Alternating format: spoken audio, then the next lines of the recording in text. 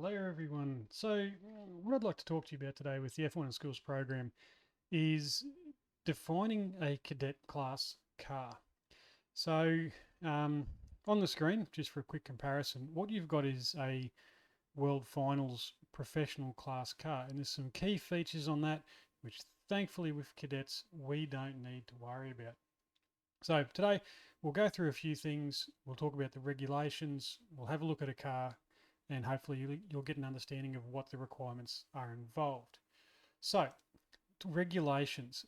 Each one of the classes has a set of criteria. In fact, there's one specification scorecard for all of the classes, but there are some key features on this that enable you to work out which one of the cars is for. So, looking at this here very quickly, what you can see is in the remarks section there on the side, you can see where it says, DC, PC, DC only, all that sort of stuff. And what that means is DC is development class, PC professional class, CC cadet class. So going through these regulations, we can look here and first up, well, the first one here, car A and B, identical components, DC and PC only. And the reason being, in a competition, development class and professional class have to race two cars. Cadet class, you only have to make one, which makes life a lot easier. So what we'll do, we'll bring up the real car. And right here in front of us, we've got a very simple machined cadet class car. Not a overly fancy design, although the paint job in this is pretty well executed, I must admit. But this actually has some pretty big flaws on the regulations, and we'll go through that in a second. So, key features of the cars. Firstly, cadet class is one piece balsa. So this car was machined out of one piece of balsa. Nothing has been added or glued onto it afterwards, with the exception of the wings. I think the wings on this one, by the look of it, just there, broke during manufacturing. This one here's had a fracture in it too. Whether you can, it's a bit hard to see in the camera. There's a fracture line right at the tip of my thumb there. But apart from that, machined as one piece. The cadet class cars can also only be machined side to side. And again, if we go back to the regulations and we have a look, it says here, mirrored side machining with a 6mm cutter. So what does that mean from a machining point of view? Imagine my pen is the cutter. So as it's cutting, the router bit comes down from the side and travels across the router, machining parts of the car away as we go across.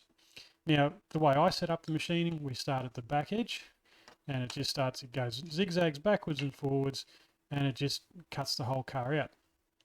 So, machining side to side means that all of the features must be reached from the side. So I can't do something like cutting out underside the car. And quick look at a development class car. So development class, you'll notice the underside of this car here has this big hollow there. Well, that can't be done machining from the side. So if I'm machining from the side here, I can't do that. This car was machined top and bottom. So it was machined from that. So features like that, not possible with cadets. Must be all from this side. It does limit you a little bit in what you can and can't do, but not a big problem. So we've got car must be machined side to side. The next thing is identifying the components. So the body of the car is everything between the center line of the front wheels to the rear of the car, including the canister housing, not including the wings. So pretty much from there all the way through to here is classed as the body. Now, attached to the body, we have the canister housing. So this is the hole at the top here where the canister is going to go in. And we also have the side pods. That's that section just here. Now, there is a virtual cargo. And we'll go through another point what that virtual cargo must be. But basically, it's an imaginary space in here that must exist within the car that a theoretical driver would be sitting in. At the front of the car, we have the nose cone. So that's everything from the center of the front wheels forward to the tip of the car. The nose cone is where the front wing attaches to. So we've got the front wings either side here. There's some critical rules around that. And then at the back of the car, we've got our rear wings. So rear wing on either side. The other thing, the car must be symmetrical. So looking down the center line of the car, so we'll go that way, looking down the center line, everything on either side has to be the same, which isn't that hard to do.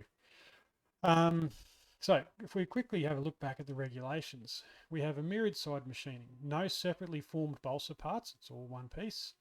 Balsa is a default material, yes. Not going to worry about any of this stuff. Hand finishing permitted, fine. Hand created features, so you can't make something by hand and stick it on. Skip a couple of things here. All right, getting to the critical ones. Anything highlighted yellow is critical, which means if you break this rule, you're going to get a time penalty. And the time penalty typically is 0.05 of a second per penalty. So if you get 6 critical regulation penalties, you can have 0.05 times 6, sorry, which is 0.3 of a second. And in this competition, 0.3 of a second is a game changer.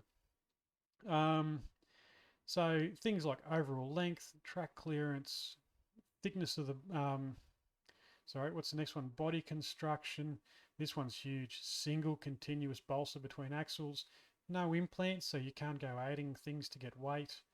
Virtual cargo you've got to have. Exclusion zones. We'll come through all this in a second. Wing surfaces identify, front wing clear airspace, rear wing spans, front wing spans. As you can see, there's a lot of highlighted yellow regulations. There is a couple I should mention, orange. Now,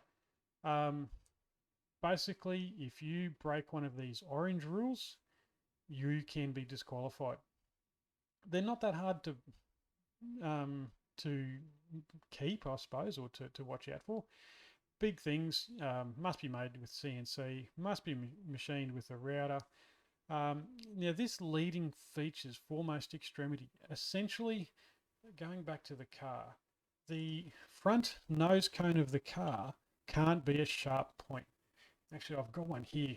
So this one's a great example. You can see on the front of this car, we've got this point on the very front. So this foremost extremity, so we can, this one here, basically the rule states that 6 mil back from the foremost extremity must be more than 6 millimeters or bigger in diameter. So if I get my vernier calipers here and I come back about 6 millimeters, it's a bit hard to see. That's going to focus. This is about 6.5 millimeters. It just makes it. The reason they did this is going back a few years. I think this was in, might have been in Adelaide, or Adelaide might have been the Launceston National Finals. A car had this pointy nose on it. I mean pointy nose. And pretty much they were concerned. There had been an incident where a car came off the track because the tetherline guides failed. That point, skewing into someone, could have been a major issue. So that rule was introduced. As I said, I think it was around 2016, 2017. But as I said, most of these, critical or eligibility regulations, I don't think I've ever seen a car break one of those and be fully disqualified that I'm aware of. They do give you a chance to fix it, I should mention that. Okay, let's have a quick look at the car. Let's go through some basics. So the car must be 170 to 210 millimeters long. So looking at the ruler here, this one here, it's around about 200. I should mention, if a rule says something needs to be 3 millimeters, make it at least 3.5, 4 millimeters. Keep well inside the regulations. So, car's the right length. Great. After that, what's the next rule? Let's have a look. Next major one. Track clearance, 2 millimeters. So, between the surface of the track and the bottom of the car needs to be 2 millimeters. 2 millimeters is roughly the 2 thicknesses of a steel ruler. So if I can get 2 steel rulers, put them underneath the car and not rub, fantastic. Balsa thickness. Now, looking in the regulations, this car actually breaks the rules. All balsa must be at least 3 millimeters thick. If I look at the front wing here, you can see that the front wing comes down to this point. Now that point on the front wing, if you want to make it 3 millimeters, fine, but it must then be radiused at 1.5 or have a diameter of a 3 millimeter fillet. Now, because this comes down to a really fine point, the balsa is no longer classed as 3 millimeters thick. So that breaks the rule. And in fact, if you look, the rear wing on this does exactly the same thing. Side pod projector surface. So on the side pods, we must have a space that is at least 30 millimeters long and 15 millimeters high. And that's to fit the regulation stickers. So again, let's have a look at this car. We've got 30 millimeters, 15 millimeters. This side pod really just makes it. But it was designed to just make it, so it's all good. Now, the big one people get wrong, the virtual cargo, that's another video. Exclusion zone behind wheels. So from the front wheel to whatever is next, there must be a gap of 15 millimeters. Now, I can see on this car, when the vernier's up, this one reads about 14.5 millimeters. It fails. And it's a 4 points, and it is a time penalty. You must have at least 15 millimeters there. And looking at this side pod's huge. You could have cut it back to there and guaranteed you've got the clearance. If we have a look at, this is a professional class car. Having a look here, you know, it's not much. It's 17 millimeters, but it's enough to guarantee that this one is going to be compliant with the regulations. So that exclusion is really important. Now, the next major regulation is the front wings. The front and rear wings must have a thing called clear airspace. So there needs to be a 3 millimeter gap between the front wing and anything else. And that includes the track surface. Even though it says 2 millimeters of track clearance, I've got to have 3 millimeters under the front wing. So you can't have the front wheel too far forwards, and you've got to make sure your front wing is lifted up off the ground. And the same rule goes for the rear wing. I've got to have 3 millimeters all the way around my rear wing. Now, front wing span. So the span is the distance that the front wing comes out from the body to the edge of the wing. The rules state for balsa must be 34 millimeters. That's 34 for both. So divide by 2, 17 millimeters. This case here, if I look at that, I've got probably at least 18, 19 millimeters, which is awesome. And it should be the same on both sides. This one's pretty good. Now, different judges, watch your fillet in here. In fact, even more important, watch your fillet up in there. If I'm measuring this, I'm going to measure it from about there, not from the inside corner. Rear wing must be the same, so I'm going to measure it from there, and that comes in about 18 millimeters, so that's fantastic. The chord. So the chord is the front to back measurement of the wing. In this case, I got 22 millimeters. Beautiful, tons of room. Front wing thickness must be 3.5 millimeters thick. So here, got 4 millimeters. That's not a problem. It is a bit of a problem with this taper edge off here, because if this is classed as the wing, then technically that part there doesn't meet the regulations. But again, it's not a major deal. It's really easy to fix that. And the rear wing, same thing, must be 3.5 mil thick. That's 4, not a problem. Getting down to 2, that starts to become a problem. Rear wing height measured normal to bottom surface. So a little bit hard to show here, but get the glare out. From the bottom of the rear wing to the track needs to be at least 34 millimeters. In this case, we've got 40 plus millimeters, so not a big problem. And What's the next one? Wheels, you must use all four. All four wheels must touch the ground at the same time. So this one's got no, it's got no movement in it, so that's all good. You must use the REA wheels, and you'll notice this one here, we've got 2 skinny wheels and 2 fat wheels. The rules say 4 unmodified REA wheels, so you can use 4 skinny ones or 4 fat ones, or a combination of both. You don't have to use all the same. In fact, looking at this development car, the front and rear wheels are all skinny wheels, and there's actually a fair bit of weight saving in that, so it's pretty worth doing.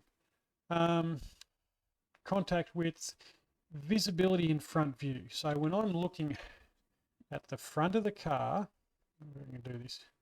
Here we go. If I'm looking at the front of the car, from the bottom of where the track is to there, can be no more, where are we going? No more than 15 millimeters. So if that wing was sitting up here somewhere, blocking the view of the front of the car, that wouldn't be allowed. This one might be a slightly better example. Sorry, I'll turn that back on. On this professional class car, it's got this little side pod and this splitter wing at the front. From the bottom of the track to the top of that, it's about 13 millimeters. If that was a little bit higher, it'd be breaking the regulations. So no visibility there. Visibility from the top. Let me get my trusty ruler out. I need to be able to look down and have a millimeter gap in between the front and the back of the wheel. And again, I use a ruler for this. And the easiest way when we do this in scrutineering, we just put a ruler there. If that ruler drops in and out straight vertically really nicely, then in my mind, that car passes without a problem. So that's an easy one to fix. For unmodified REA axle grommets, well, they're up in there. Can't see them, but I know they're there. Unmodified axles, again, so maybe we can very carefully get one of these wheels off. Here we go. So unmodified axles, solid brass. There's my unmodified grommets. You have to thank the guys out at Moreni State School for that one. 2 standard REA axles, yes, got that one. Okay, tetherline guides. Cadets, we must use the REA tetherline guides. In fact, they're not actually that bad. They do eventually wear through. This one's holding up. It's a bit hard to see in the video. Nope, this one's holding up pretty well. No sharp edges on the tetherline guides because we don't want these cutting up the line. Adequate strength in fixing. We'll actually hook a 200 gram mass through there and pull to verify it's going to stay in. And they've worked out 200 gram mass is sufficient. In fact, you'd be surprised, you know, if you look at these ones on the development class car, they're fishing line guides and they're just held on with a bit of epoxy resin. They're not buried into the car or anything. So it's surprising how strong a bit of glue can be in this case. Next one, CO2. Oh, okay, the CO2 canister. For this, the height from the bottom of the track to the bottom of that canister can be no less than 22 millimeters. So that distance, actually from the wheels to there, 22 millimeters. Got to be 19 millimeters, that's already set. Now, CO2 chamber completely surrounded by balsa 3 millimeters. This one will actually get pinged because right there at the very back, just how do we do this? Here we go. Right there, that is, if I hold that on, 2.5 millimeters or less. Now, I wouldn't disqualify that because it's plenty strong enough, but that's 4 points they've just lost there. Big one, no paint inside the canister housing. So this one here's done a phenomenal job. There's no paint at all inside the canister. This one here, there is a tiny little bit of paint inside the canister housing. There's a point lost. Now I say, oh, yeah, what's 1 point? Well, 1 point's actually lost competition. So that's it for the major rules. That's the main features. You've got to watch this gap here. You've got to watch your wings. As I said, this pointed tapered wing is not allowed. It needs to be, we have a look at these 2 back wings. This one here, nice rounded filleted edges. that is compliant with the rules. This one, we've got this nice, or not nice, we've got this pointed edge, does not comply with the rules. So a little bit of a difference there. That's the features of a cadet class car. It's a very simple, but you can make it as complex as you want. This, believe it or not, is a cadet class car. It's a single piece of balsa. It is side machined. Nothing's been added or glued. It uses standard grommets, standard wheels. It's got the REA tetherline guides there. Has the canister housing in here. We have our virtual cargo, front and rear wings. This was a pretty unique car, and I've never seen another cadet car like it yet. And I say yet because I would love to see another cadet car like it again in the future. I will mention though, not that fast a car, but you never know. Maybe the design just wasn't quite right. Anyway, guys, that's the requirements of a cadet class car. Have a think about it when you're designing yours. That's another video to come. But in the meantime, good luck, and I'll talk to you soon.